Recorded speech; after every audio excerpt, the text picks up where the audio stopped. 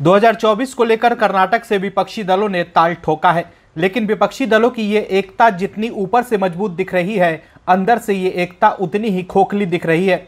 क्योंकि अगर हम उत्तर से दक्षिण तक नजर डालें तो हमें समझ आएगा कि बंगाल में तृणमूल और कांग्रेस आमने सामने है। अभी हाल ही में पंचायत चुनाव के दौरान बंगाल में टीएमसी और कांग्रेस एक दूसरे को एक्सपोज करने में लगे हुए थे, तो दक्षिण में वाम और कांग्रेस आमने सामने है। वहीं पंजाब और दिल्ली में केजरीवाल की पार्टी ने कांग्रेस को करप्ट बताकर सत्ता हासिल किया था। वहीं कर्नाटक में विपक्ष ने तो साथ आने का ऐलान कर दिया, लेकिन कांग्रेस और शिवसेना उद्धव गुट की सांसें चढ़ी हुई है।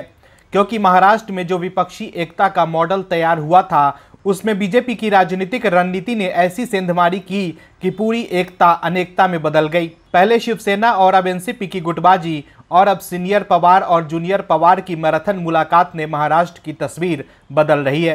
कांग्रेस और शिवसेना उद्धव खेमे को ये मुलाकात बेचैन कर रही है। क्या है खबर, बताते हैं आपको इस रिपोर्ट में। दरअसल एनसीपी के मुखिया शरद पवार ने सोमवार को अजित पवार और उनके समर्थक 30 विधायकों से मीटिंग के बाद अपनी चुप्पी तोड़ी। उन्होंने साफ कहा कि बीजेपी के साथ नहीं जाएंगे, लेकिन अभी कांग्रेस और शिवसेना असहज है। 4 दिन के अंदर ही अजित पवार की शरद पवार से 3 मुलाकातों ने महाविकास अघाड़ी के दोनों साथियों को पसोपेश में डाल रखा है। इन दोनों ही दलों को शरद पवार के रुख पर संदेह है। अजित पवार ने रविवार के बाद सोमवार को भी वाईबी चौहान सेंटर जाकर चाचा पवार से मुलाकात की थी। इस दौरान अजित पवार के 30 समर्थक विधायक भी उनके साथ थे।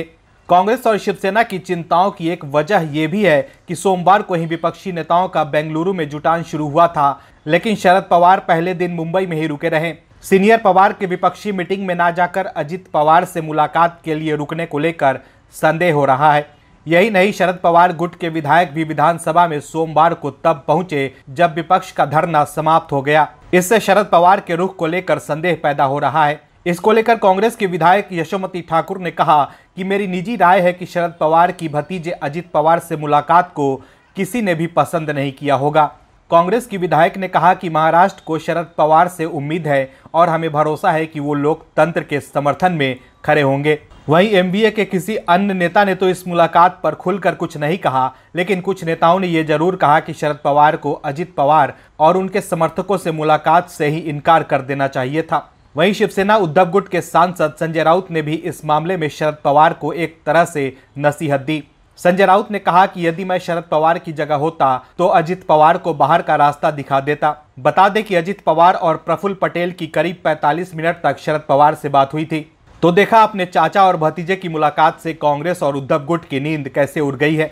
वहीं विपक्ष के कर्नाटक वाले बैठक से पहले एक अखबार से बातचीत में पवार से जब सवाल किया गया कि क्या विपक्षी एकता असलियत बन सकती है, इस पर शरद पवार ने कहा कि सभी को लगता है कि देश की खातिर सभी विपक्षी पार्टियों को साथ आना होगा, लेकिन हमें यह भी समझना होगा कि विपक्षी एकता आसान नहीं होगी। सीनियर पवार ने कहा कि हमें एहसास है कि अगर बीजेपी को हराना है तो हमें एकजुट रहना होगा, लेकिन इसमें कुछ परेशानियां हैं जिसे नज़रअंदाज नहीं कर सकते।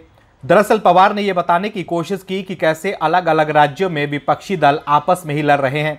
ऐसे में अभी कई परेशानियां हैं जिससे विपक्ष को निपटना होगा और एकजुट रहना होगा। Bureau report, OMH news. और भी वीडियोस देखने के लिए चैनल को सब्सक्राइब करें और बेल आइकन को दबाएं।